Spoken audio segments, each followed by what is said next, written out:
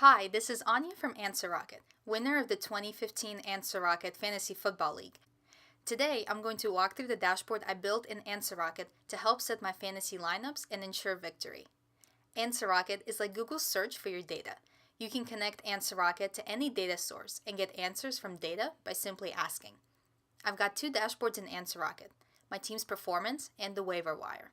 To measure my team's performance, I monitored the average points per game for each player and the points earned by each player week to week. On this heat map, the darker colors indicate more fantasy points. For example, Tom Brady started out strong, but did not put up many points towards the end of the season. I also looked at projected versus actual points earned. My team beat projections most weeks, but I'm curious how individual players performed. To find out, let's drill into this question by clicking on the magnifying glass.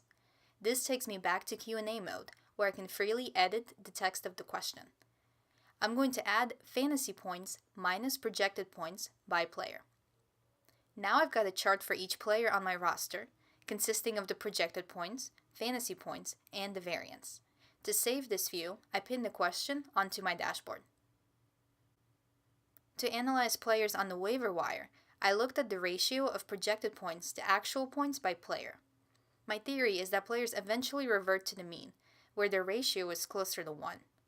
Players with a ratio of less than 1 are underperforming and may be good picks for future weeks.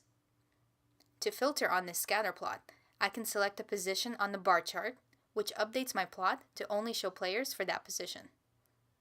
Of course, Answer Rocket works great for analyzing football data and winning fantasy leagues, but it can also handle everything from your basic spreadsheet up to an enterprise big data platform.